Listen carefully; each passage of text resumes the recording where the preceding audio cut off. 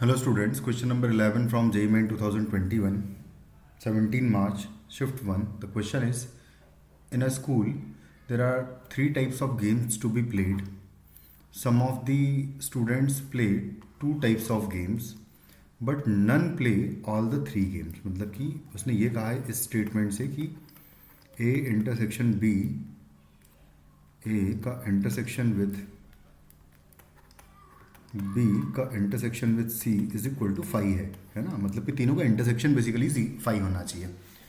Which Venn diagram can justify the above statement, तो कौन सा वेन डायग्राम इस स्टेटमेंट को जस्टिफाई कर रहा है ये बताना। सबसे पहले तो अगर मैं तीनों का स्टेटमेंट, तीनों का जो इंटरसेक्शन है बेसिकली अगर मैं फाइव चाहता हूँ तो यहाँ पर वो फाइव नहीं आ रहा क्योंकि ये वाला पोर्शन जो है तीनों में आ रहा है, इन दोनों में तो खैर आ ही रहा है और ये पूरा सेट के अंदर ही है। सब दोनों सेट्स अगर हैं तो ये सेट जो है ये तीनों का इंटरसेक्शन है। बेसिकली ये है A intersection B intersection C, जो कि क्लियरली हमें दिख रहा है कि this is not five, A intersection B intersection C.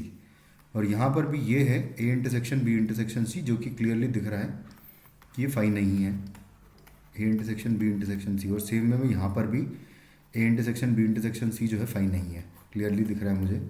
और अगर ये तीनों में फाइव नहीं है तो बेसिकली तीनों ही वेन डायग्राम जो है इस सिचुएशन को रिप्रेजेंट नहीं कर रहे हैं। इसका मतलब none of this is the correct answer. Thank you.